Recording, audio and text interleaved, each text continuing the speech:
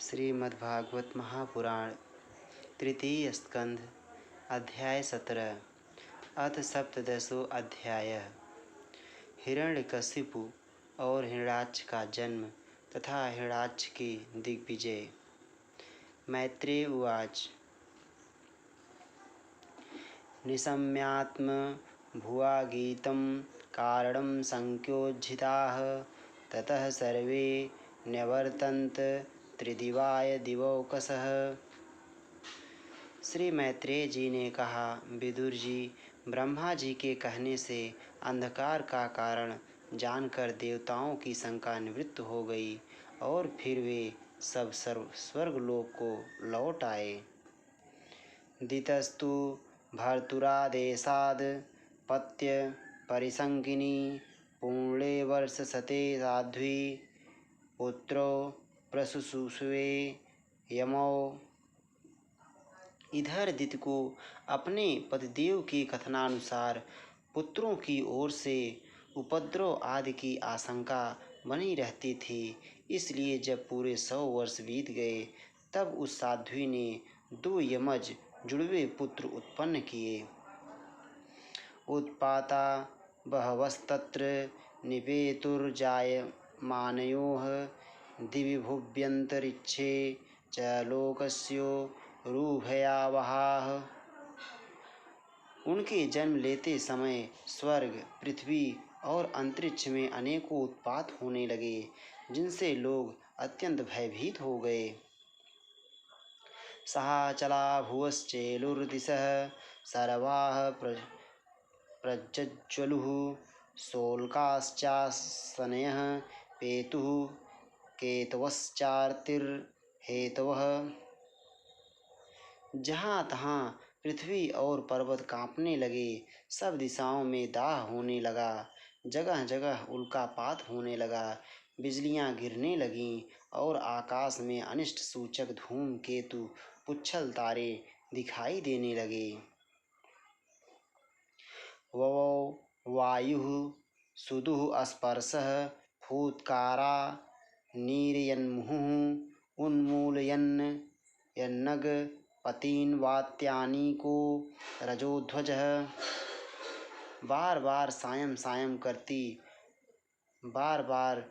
साय करती और बड़े बड़े वृक्षों को उखाड़ती हुई बड़ी विकट और असह्य वायु चलने लगी। उस समय आधी उसकी सेना और उड़ती हुई धूल ध्वजा के समान जान पड़ती थी।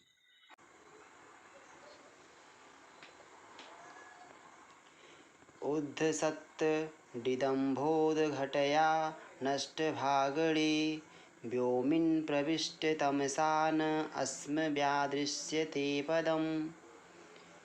बिजली जोर जोर से चमककर मानो खिलखिला रही थी। घटाओं ने ऐसा सघन रूप धारण किया कि सूर्य, चंद्र आदि ग्रहों के लुप्त हो जाने से आकाश में गहरा अंधेरा छा गया। उस समय कहीं कुछ भी दिखाई न देता था। चुक्रोश विमना वार्धिरूर्मिः क्षुभितोदरः सोदपानाश्च सरितश्चुक्षुभुः शुष्कपंकजाः। समुद्र दुखी मनुष्य की भांति कोलाहल करने लगा। उसमें ऊंची ऊंची तरंगें उठने लगीं और उसके भीतर रहने वाले जीवों में बड़ी हलचल मच गई। नदियों तथा अन्य जलाशयों में भी बड़ी खलबली मच गई और उनके कमल सूख गए।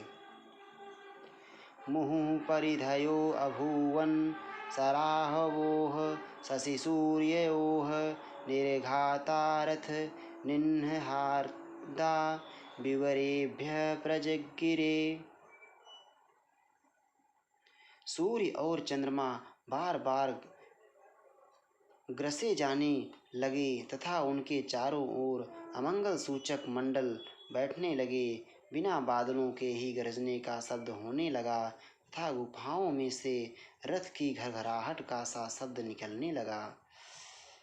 अंतर्ग्रामे सुमुखतो वमन्त्यो वह्निमुल्बणं श्रृगालोलुकटकांकरै प्रणेदुर्शिवं शिवाः। गाँव में गीदड़ और उल्लुओं के भयानक शब्द के साथ ही सियारियाँ मुख से दहकती हुई आग उगलकर बड़ा अमंगल शब्द करने लगीं। संगीत वज्रोदन वदुन्न मय शिरोधरां व्यमुञ्चन् विविधा वाचो ग्राम सिंहास्ततः। जहाँ तहाँ कुत्ते अपनी गर्दन ऊपर उठाकर कभी गाने और कभी रोने के समान भांति भांति के शब्द करने लगे। खराश्च कर्कशैः छत्तः खुरैर्घनन्तो धरातलं खार्काररभसा मत्ताः परेयधावन् वरूथसः। विदुर जी, झुंड के झुंड गधे अपने कठोर खुरों से पृथ्वी खोदते और रेंकने का शब्द करते मतवाले होकर इधर उधर दौड़ने लगे। रुदन्तो रास भद्रस्ता नीडादुदपतन् खगाः घोषे अरण्ये च पशवः स्रकिन्मूत्रं कुर्वत्। पक्षी गधों के शब्द से डरकर रोते चिल्लाते अपने घोंसलों से उड़ने लगे। अपनी खीरकों में बंधे हुए और वन में चरते हुए गाय बैल आदि पशु डर के मारे मलमूत्र त्यागने लगे। गावो अत्र सन्नसृग्दोहास्तो यदाह पूयवर्षिणः व्यरुदन्देवलिङ्गानि द्रुमाः पेतुर्विनानिलम्। गौएं ऐसी डर गईं कि दुहने पर उनके थनों से खून निकलने लगा। बादल पीप की वर्षा करने लगे। देव मूर्तियों की आंखों से आंसू बहने लगे और आंधी के बिना ही वृक्ष उखड़ उखड़ कर गिरने लगे। ग्रहाण पुण्यत मानन्ये भगणांश्चापि दीपिताः अतिचेरुर्वक्रगत्यां युयुधुश्च परस्परम। शनि, राहु आदि क्रूर ग्रह प्रबल होकर चंद्र, बृहस्पति आदि सौम्य ग्रहों तथा बहुत से नक्षत्रों को लांघकर वक्रगति से चलने लगे तथा आपस में युद्ध करने लगे। दृष्टवान्यांश महोत्पातान् तत्त्ववितः प्रजाः ब्रह्मपुत्रा नृते भीता मेनिरे विश्वसंप्लवम्। ऐसे ही और भी अनेकों भयंकर उत्पात देखकर सनकादि के सिवा और सब जीव भयभीत हो गए तथा उन उत्पातों का मर्म न जानने के कारण उन्होंने यही समझा कि अब संसार का प्रलय होने वाला है। तावादिदैत्यो सहसा व्यज्यमानात्मपौरुषो ववृधाते अस्म सारेण कायेनादृप्ति इव।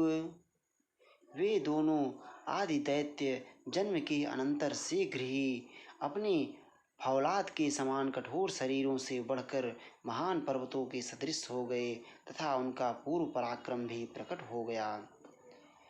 दिविस्पृशौ हेम किरीट कोटिभिर्निरुद्ध काष्ठौ स्फुरदंग दाभुजौ गां कंप्यन्तौ चरणैर् पदे पदे कट्या सुकांचार कमतीत्य तस्थतुः। वे इतने ऊंचे थे कि उनके सुवर्णमय मुकुटों का अग्रभाग स्वर्ग को स्पर्श करता था और उनके विशाल शरीरों से सारी दिशाएं आच्छादित हो जाती थी। उनकी भुजाओं में सोने के बाजूबंद चमचमा रहे थे। पृथ्वी पर जो भी एक एक कदम रखते थे उससे भूकंप होने लगता था और जब वे बड़े होते थे तब उनकी जगमगाती हुई चमकीली करधनी से शोभित कमर अपने प्रकाश से सूर्य को भी मात करती थी।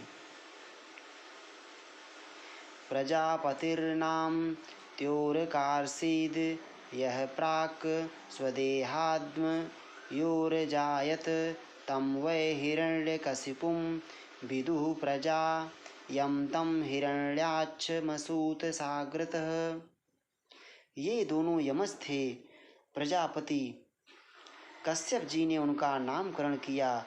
उनमें से जो उनके वीर से दिति के गर्भ में पहले स्थापित हुआ था उसका नाम हिरण्यकशिपु रखा, और जो दिति के उदर से पहले निकला वह हिरण्याक्ष के नाम से विख्यात हुआ।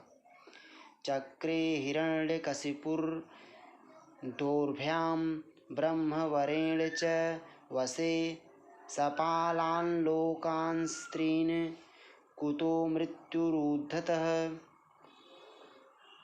हिरण्यकशिपु ब्रह्मा जी के वर से मृत्यु भय से मुक्त हो जाने के कारण बड़ा उद्धत हो गया था। उसने अपनी भुजाओं के बल से लोकपालों के सहित तीनों लोकों को अपने वश में कर लिया।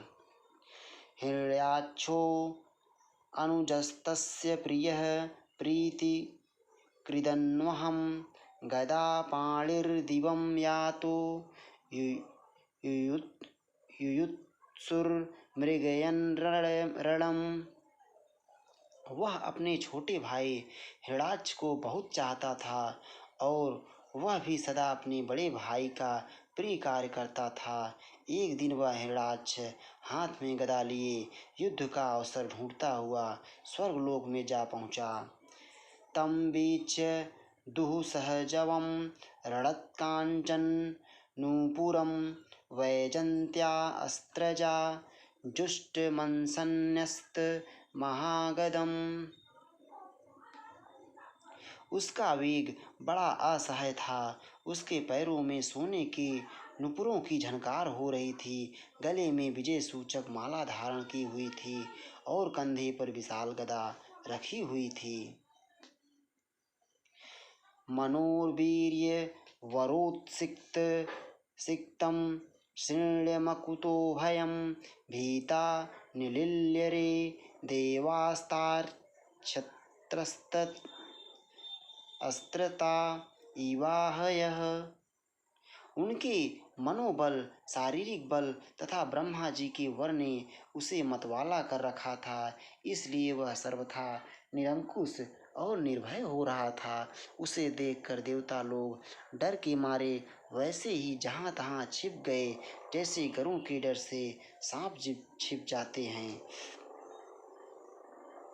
सा वै तिरोहितान् दृष्ट्वा महसा स्वेन दैत्यराट सेन्द्रान् देवगणान् क्षीवान् पश्यन् व्यनदद्भृशम्।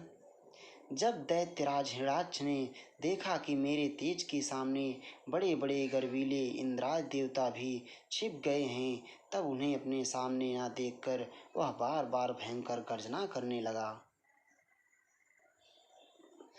ततो निर्वृत्तः क्रीडिष्यन् गंभीरं भीमनिस्वनं विजगाहे महासत्त्वो वार्धिं मत्त इवद्युपः। फिर वह महाबली दैत्य वहाँ से लौटकर जल क्रीड़ा करने के लिए मतवाले हाथी के समान गहरे समुद्र में घुस गया, जिसमें लहरों की बड़ी भयंकर गर्जना हो रही थी। तस्मिन् प्रविष्टे वरुणस्य सैनिका यादो गणाः सन्निधियः ससाध्वसाः अहन्यमाना अपि तस्य वर्चसा प्रदर्शिता दूरतरं प्रदुद्रुवः। ज्यों ही उसने समुद्र में पैर रखा कि डर के मारे वरुण के सैनिक जलचर जीव हकबका गए और किसी प्रकार छेड़छाड़ न करने पर भी वे उसकी धाक से ही घबराकर बहुत दूर भाग गए।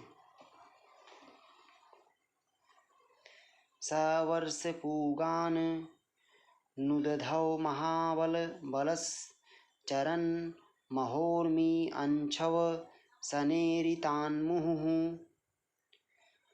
मौर्व्याभिचघ्ने गदया विभावरी मासे दिवांस्तात् पुरीं प्रचेतसः।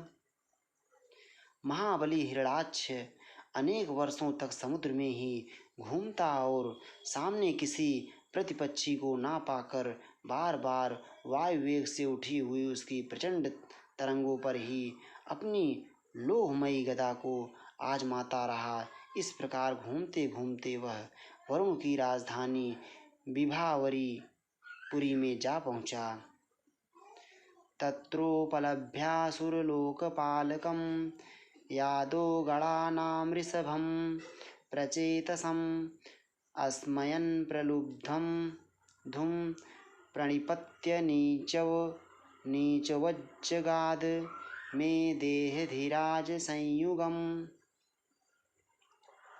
वहाँ पाताल लोक के स्वामी जलचरों के अधिपति वरुण जी को देखकर उसने उसकी हंसी उड़ाते हुए नीच मनुष्य की भांति प्रणाम किया और कुछ मुस्कुराते हुए व्यंग से कहा, महाराज मुझे युद्ध की भिक्षा दीजिए।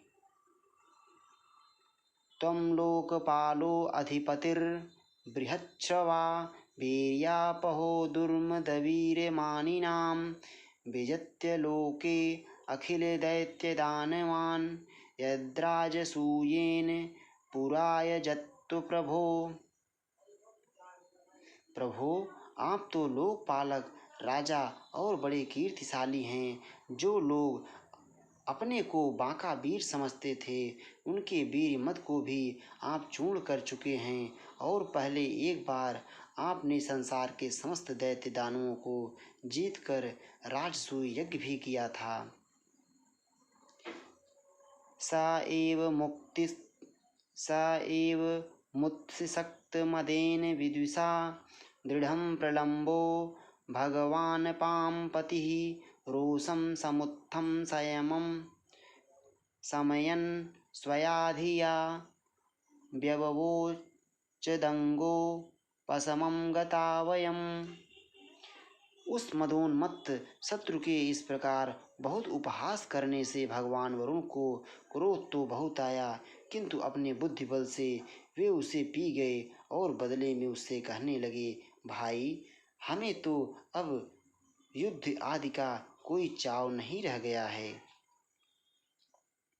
पश्यामि नान्यं पुरुषात्वपुरातनाद् यः संयुगे त्वां रणमार्गकोविदम् आराध्यस्य अत्यसुरर्षभेहितं मनस्विनोऽयं गृह्यते भावादृशाः।